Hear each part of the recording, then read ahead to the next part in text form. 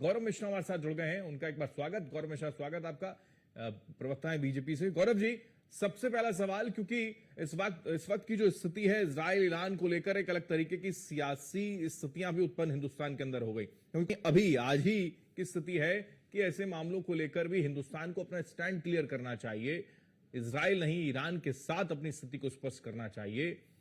क्या इसमें भी कोई सियासी लाभ लेने का प्रयास है, जिसका जिक्र सोनिया गांधी कर रही हैं कि सरकार चुप क्यों है?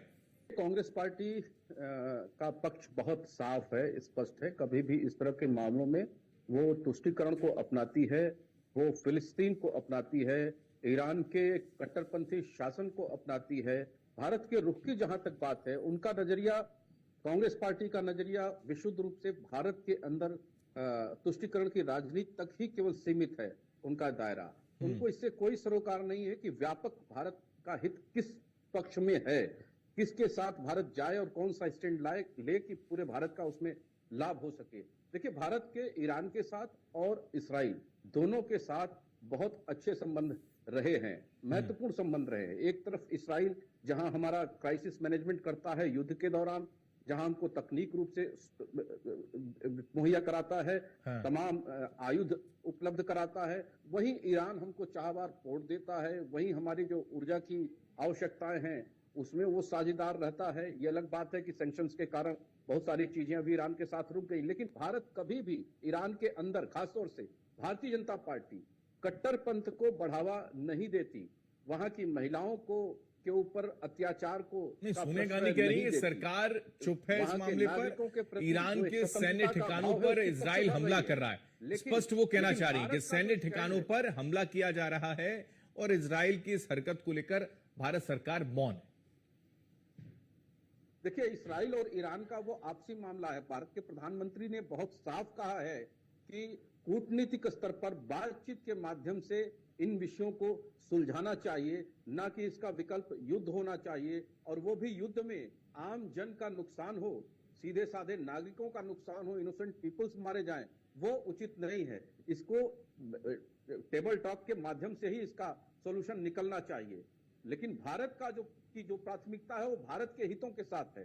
भारत का हित जिसमें सर्वोपरि रहेगा, भारत उसके साथ रहेगा, न कि किसी अतिरेक में, भावनाओं के अतिरेक में जाकर के वो ईरान के साथ कूद जाए तुष्टीकरण की राजनीति में, या इस्राइल के साथ वो लड़ना शुरू कर दे। भारत का पक्ष बहुत साफ और स्पष्ट है।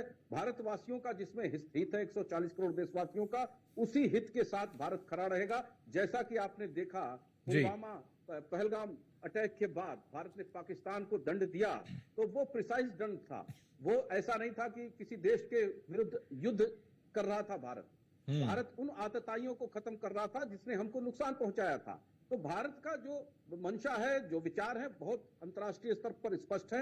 युद्ध का पक्षधर भारत कभी नहीं रहा है, लेकिन हाँ, अगर कोई स्पष्ट है, स्टैंड क्लियर है, ये जिक्र आप बार बार कर रहे हो, लेकिन अभी भी भारत सरकार का क्या स्टैंड है? आपने स्पष्ट कर दिया कि ईरान के साथ ये नहीं है, इजराइल के साथ खड़े। कहां कहा सरकार ने कि हम ईरान के साथ नहीं है? नहीं, झुकाव लग रहा है, क्योंकि इजराइल भी कुछ नहीं बोल रहा है। ईरान ने तो अपना आग्रह भी किया भारत से, भाई इजराइल तो कुछ कहा भी नहीं कि भारत कुछ कहे। उसी तरह से रूस यूक्रेन के युद्ध में इसका परिणाम यह हुआ कि हमसे। ठीक है गौरव जी, इस पर रिएक्शन दे दीजिए, उसके बाद मैं आ रहा हूं। गौरव जी। जी देखिए, मुझे लगता है कि कांग्रेस पार्टी कंफ्यूजन में रही है। महासा अमीनी की बेरहमी से हत्या कर दी गई ईरान के अंदर, क्या इन लोगों ने उसका विरोध किया?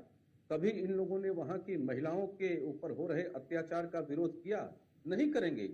ये आतताई और जो ऐसी हुकूमत है जो अत्याचार करती है अपने लोगों के ऊपर, लेकिन अगर उससे इनका वोट बैंक सधता है। उसी फिलिस्तीन के लोगों ने, हमास के लोगों ने 1300 लोगों को मार दिया बेरहमी से, इनोसेंट लोगों को।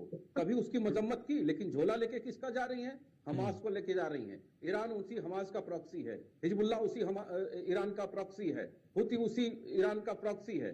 तो देखिए, ये दोहरा मापदंड अपनाते हैं। ये हमेशा आतंकवाद के साथ रहे हैं, आतंकवाद को पोषित और प्रेरित करते रहे, और इन्हीं के कालखंड में सर्वाधिक देश हमारा भारतवर्ष आतंकवाद से पीड़ित रहा है। इसलिए इनका चाल और चरित्र बहुत साफ और स्पष्ट है। ईरान की जहां तक बात है और इजराइल की जहां तक बात है, ईरान का अपना मसला है, क्योंकि ईरान और इस्राइल के लिए एक विषय जो इसराइल का, हरिनाथ जी ने वही बात कही अभी गौरव जी कि कम से कम भारत को अपना स्पष्ट पूरी दुनिया के अपना सामने स्टैंड पता तो है। स्पष्ट करना चाहिए। क्या स्टैंड है भारत का? क्या वो इजराइल के भारत साथ का खड़ा स्टैंड है? है। क्या वो ईरान के साथ खड़ा है? क्या भारत ईरान ने अपने जो मांग हितों की के है साथ कि खड़ा है। भारत को स्पष्ट करना चाहिए? हेमंत जी मेरी बात बहुत साफ है। जनरल साहब ने भी कहा भारत अपने हितों के साथ खड़ा है। भारत के सामरिक रिश्ते इसराइल के साथ बहुत ही अच्छे हैं, इसमें कोई दो राय नहीं है। कारोबारी रिश्ते ईरान के साथ बहुत अच्छे हैं, सैंक्शंस के बावजूद अच्छे हैं, इसमें कोई दो राय नहीं है। अफगानिस्तान तक पहुंचने के लिए चाहवा और पोर्ट भारत के लिए बहुत महत्वपूर्ण है, इसमें कोई दो राय नहीं है। लेकिन भारत की प्राथमिकता भारत का हित है और युद्ध के खिलाफ है। भारत हर परिस्थिति में युद्ध के खिलाफ ये है भारत। इजराइल और ईरान में संकट है, लेकिन हिंदुस्तान में घबराहट है क्या? इजराइल क्या का ये भी विश्व अपना गुरु अधिकार है। बनने की दिशा में ये जो डिसीजन मेकिंग में दिक्कत है, ये माना जाए, जो जिक्र भी कर रहे थे हरिनाथ जी? कांग्रेस भी यही कह रही है कि भाई आप चुप क्यों है सरकार? नहीं, इसमें विश्व गुरु या डिसीजन की कोई बात ही नहीं। भारत ने अपनी अंतर्राष्ट्रीय नीति को हर परिस्थिति में स्पष्ट किया है। खुले रूप में प्रधानमंत्री जी ने कहा पुतिन जी से कि ये समय युद्ध का नहीं है, लेकिन जब भारत के ऊपर पहलगाम होता है तो भारत ने कुछ ही घंटों में पाकिस्तान को उसकी औकात दिखा दी।